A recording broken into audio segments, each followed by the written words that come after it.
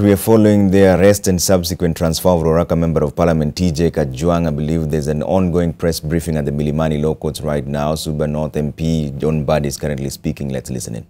A number of MPs here. We have Dr. Nyikal, we have Nyangu Kuyu, we have Mheshimiwa Karan, Senator Were is here, and then we have, I call him Senator Sifuna because he is actually white, not for the Faranga, your computer, he would probably be the Senator of Nairobi today. So we came here on the issue of TJ Kajwang, who was arrested yesterday, and we expected him to be produced in court today. He was actually brought here this morning and has been taken away without any warrant. But I want to leave that to Sifuna, who is a lawyer among us, who will address that issue. But I want to address a bigger issue. I call it a bigger issue because this one is an issue regarding the governance of this country. So we have a press statement as NASA about the behavior, conduct of one Fred Matiang'i, who has been holding the portfolio of Cabinet Secretary for Internal Security. And the heading of my statement is, or our statement, is Matiang'i must retrace and rethink his steps. In the last few months, Interior Secretary Dr. Fred Matiang'i has sought to distinguish and endear himself to his bosses by issuing threats to opposition leaders, and I want to say NASA leaders because we no longer are opposition leaders, and cracking down hard on even killing NASA supporters. Dr. Matiang'i must be thinking he's being innovative and original as he flaunts imaginary powers and basks in imaginary greatness. But Dr. Matiang'i may not know it. He is actually on a familiar and beaten path. The path of threats, arrests, killings, and psychophancy that Matiang'i is on was the one chosen by the likes of the late Hezekiah Oyugi, Okiki Amayo, George Saitoti, Joseph Olelenku, and Joseph Nkaiseri, among others. Kenya has had an unfair share of politicians who thought psychophancy and closeness to the presidency was enough insurance against the excesses they defended. They found out late or never did at all because the system they eloquently defended eventually mauled them. Tom Joseph Mboya was Jomo Kenyatta's right-hand man. As we all know, those of us who were not born then could have read in the history books that he was President Jomo Kenyatta's right-hand man. He stood with Kenyatta against Kenyatta's perceived enemies. He engineered changes to the constitution to protect Kenyatta. Remember, he's the one who even initiated a move to split the vice presidency of this country into 8. He devised political schemes to cut Kenyatta's opponents to size. He was master of ceremonies at independence celebrations where Kenyatta was declared prime minister. Then Kenyatta came for him. Within a mere 6 years after independence, Kenyatta was sitting at the funeral service of Tom Mboya, the person who was the master of ceremonies at the independence celebration. Tom was Kenyatta's ablest ministers, the architect of Kenya's modern development. We have heard of sessional papers that were originated by none other than Thomas Joseph Mboya, popularly known as Okeogo Odhiambo, where he came from. They cleared him, and Kenyatta lost no sleep. Actually, as a matter of fact, he continued to rule for another 9 years without losing any sleep before he finally died. Dr. Robert Ouko did his all, defending the KANU regime robustly and eloquently, locally and abroad, but they came for him. The list is long and endless. The point we wish to make to Dr. Matiang'i is better men than you, more competent ministers than you have stood the very steps of Arambe House, where you stand today, to issue threats. We were not scared then. Kenyans were not scared then. They have never been scared. We will not be scared now. Yes. And Dr. Matiang'i has come and shall go. in infamy as many of his predecessors have. Dr. Matiang'i must work to secure Kenyans by upholding the Constitution and not be a hatchet man for a dictatorial regime out to use security forces to intimidate and even eliminate political opponents. In the meantime, we call on our supporters not to allow fear to enter their hearts. At moments like this, the temptation is there that you may feel subdued, you may feel intimidated, you may feel threatened. But we want to urge our supporters across the country, and we are the majority in this country. NASA has the majority of the supporters. We want to appeal to them to stand firm. We wish to tell our people, you have nothing to fear. You have not broken any law. You are in your country. We have nothing to fear. We must just stand firm. We have not committed any offense. We have faith in our Constitution and the commitment of our judiciary to hold our liberties against this. But finally, we must remember that we gave ourselves the power of sovereignty in this country by enacting 2010 Constitution and embedding the power of the sovereignty which we took to the people under Article 1 of the Constitution. The people of Kenya should be prepared. This war may not be won in any institution like Parliament or even the judiciary. We know judiciary is doing their best to help bring back sanity to this country. But in the absence of that, the best way, the best place that this war may be fought and won is outside in the streets. And I'm sure very soon, very, very soon, we are likely to have our supporters take back again the power, as we have told them previously, the power that we know they have, and that is the power to be on the streets. I want to conclude by saying that I've heard Matiang'i talking of investigations about the activities of what happened on Tuesday this week, where we were swearing in the people's president of the Republic of Kenya on Tuesday, that they are investigating to find out those who attended that what they call illegal assembly and to arrest. We want to make work very easy to them. Let them tell us which police station is ready to receive us. Then we will ask our near 3.3 million Kenyans who attended Uhuru Park to one day, let them give us a date.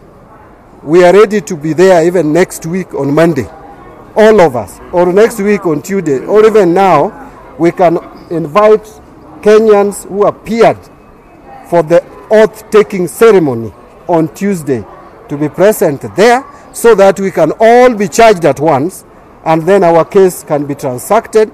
If we are to be locked in for life, then so be it.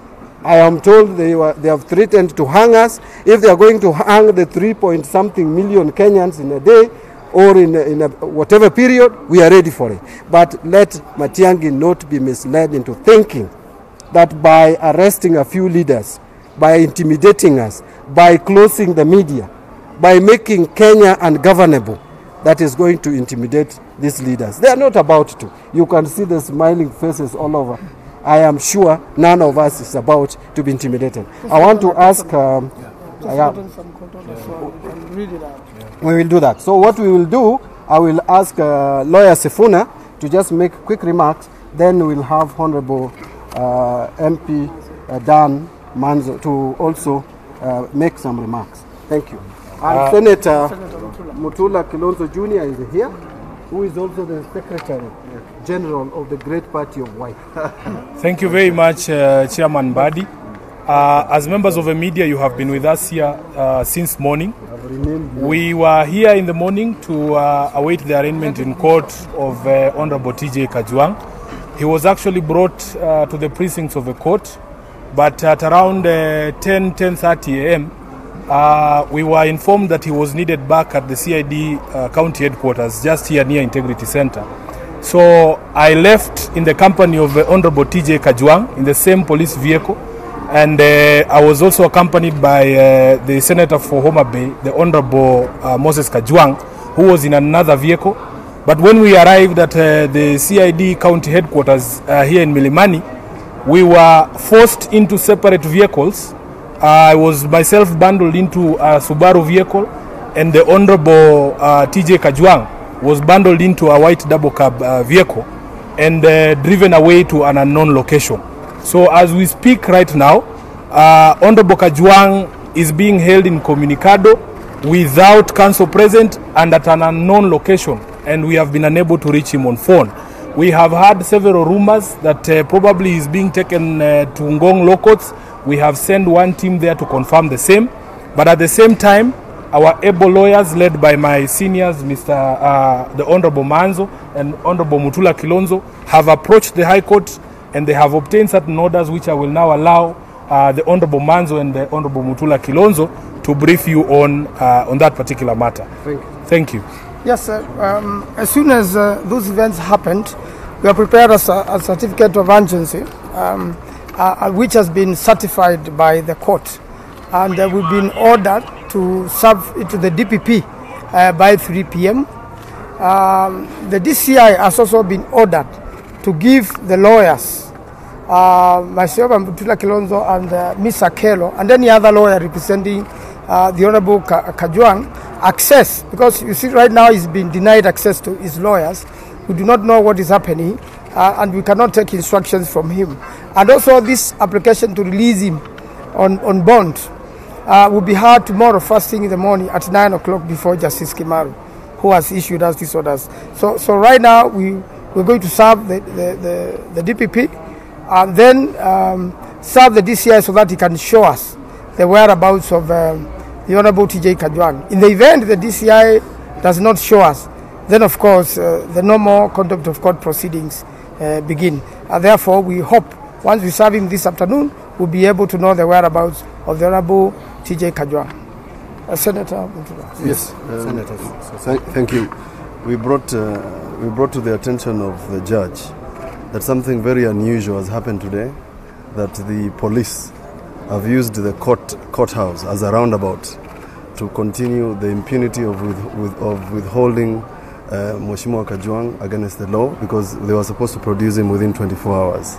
And the court, which does not ordinarily sit on a Friday, has agreed to sit tomorrow morning to hear this application and has granted unlimited access to Mheshimiwa Kajwang so that we can present this case. And therefore, everybody must know that the court has taken this matter seriously, because we have presented that issue.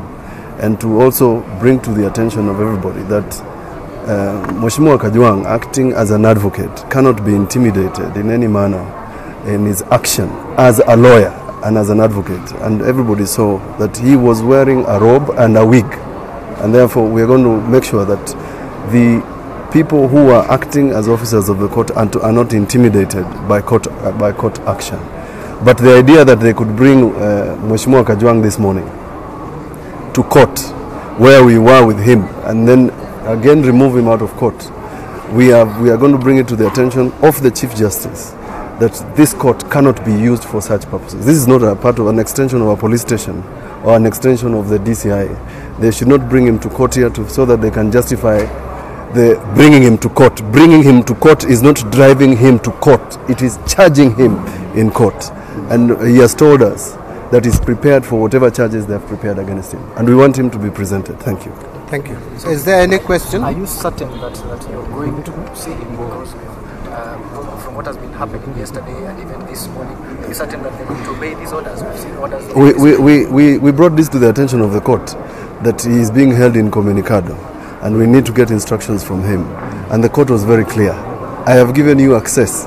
Serve this order on CID offices, both at Mazingira and at CID headquarters, and make sure when you come tomorrow, you bring me to the attention of the court whether you manage to see him. So we are not concerned. We will deal with the contempt tomorrow morning.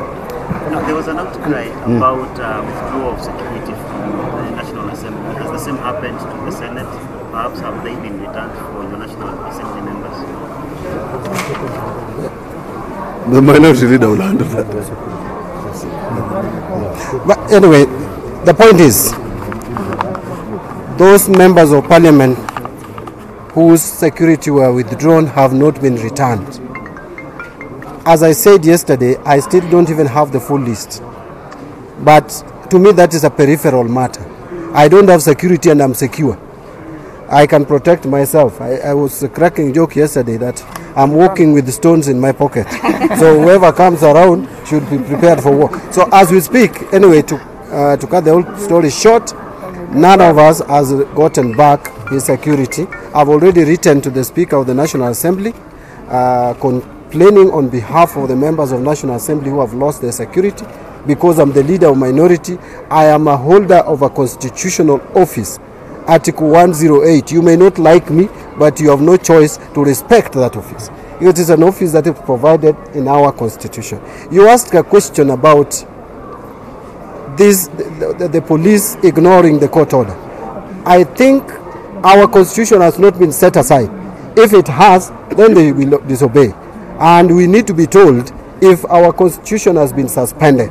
If it has been suspended, then we should know so that we also start acting outside the constitution. Okay.